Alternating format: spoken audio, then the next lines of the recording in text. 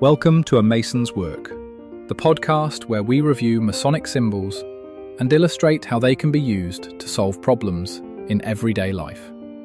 With your host, Brian Mattocks, a proud member of the Craftsman Online Media Network. Yesterday, I used a word, softening, and I want to stay here because the word softening is doing more work than it seems. And I know as men, socially, we're conditioned to be hard. And so the word softening raises the alarm. So let's talk about what it is and what it means. And we'll get to why it's important in the context of the fellowcraft recanting and all that kind of stuff. So softening is not capitulation. It is not the sort of resignation of someone who's tried and got tired and given up. It's not a lowering of standards. It's not any of those things. Softening is something more important. It is the sort of refusal to solidify. And I recognize that I've given you the opposite definition and tried to make that make sense. There's a lot of heavy lifting to be done here. So when we talk about refusing to edify or refusing to harden as the definition for softening, that's a big part of it. But underneath softening as well is this understanding of sort of mutual vulnerability. And so this becomes really important to understand. And I'll explain why. By talking about something else completely different. So there was a guy named Alfred Hitchcock, and if you're old enough, you'll remember maybe some of his movies. He called one of his core concepts in filmmaking the MacGuffin. And the MacGuffin is the object in the story that everyone's sort of desperately chasing. It's the briefcase or the microfilm or the secret formula or the, little golden icon. And the actual sort of reason for chasing it is kind of, or what it actually does or represents is kind of beside the point. The MacGuffin's only function is to organize the pursuit. It gives the characters somewhere to kind of aim in their wanting. And the moment is obtained or lost or revealed to not have any value, the story ends or it finds a new MacGuffin. Here's what happened with the fellowcraft. The fellowcraft didn't fail because they're weak. They failed because they made the master's word a MacGuffin. They took the desire to be recognized and to be known as capable and turned that into an object that had more value than the relationships in their life. And this is what happens when we stick in the meta conversation. We create this edified structure around the work. We create this one thing that becomes causal. We create this one strong object that we think is the truth, when in fact, every time you do this in your life, you personally, in your family life, every time you make that missing piece, this structural component of the conversation that would make everything right, you have actually broken the entire experience because you have made something hard in an environment where the only real rational solution is actually softness.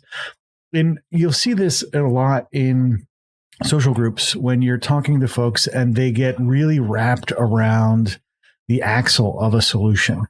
They'll say, for example, too many people keep stepping in my yard, right? And so we should put up a fence. Well, what then you end up talking about for the entirety of the conversation is building fences.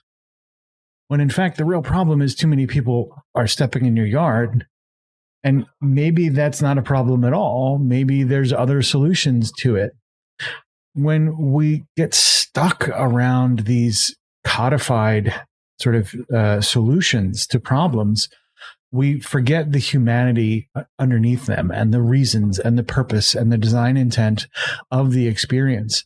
When you look at the fellowcraft, they did not take this sense of self-consciousness and turn it into the catalyzing surrender to the moment and just decide to work harder to prove that they were capable of earning the word. They took the other route because the word was more important than the work, because they prided themselves on not wanting to do more or not being capable of doing more. They thought to themselves that this structure of this relationship, the only way out was to get this magic word. When we soften, that all goes away. When we soften and say, listen, I understand you feel uncomfortable. I understand that you want the world to be different than it is. But the only way to solve that problem is by going through some level of collective adversity, some work, some problem that we want to solve, some mechanic that we need to evolve through, and reintegrate in the conversation the emotional content that comes with that. You can then begin to meaningfully solve problems. Until then, the meta conversation, the sort of if only sentiment, if only the Grand Lodge didn't do this, or if only the political environment allowed for that, that is going to continue to edify and solidify and become the MacGuffin. And that makes it by default impossible to acquire and irrelevant to the quest, right? Nobody cares what's inside. You'll never get it anyway. So as you work through the conversation, as you work through, use your own introspective analysis. Use your own body, your own signals that your body is giving you. Think about in your own sanctum sanctorum, the emotional content of what you're really looking for, and find that seed of joy. Rediscover that place of play that allows you to approach the problem-solving capacities of working with others in your everyday life to become that place to bring folks together, not create reasons to keep them separate.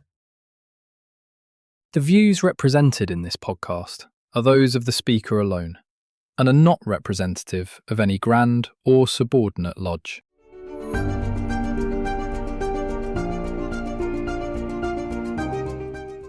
Hi, Brian here. I wanted to thank you so much for listening to this episode. If you have any suggestions or guidance for further episodes you'd like to see or hear, whatever the case may be, please don't hesitate to reach out to me at masonswork.com, and we will try and incorporate your suggestions into a future recording. Thanks.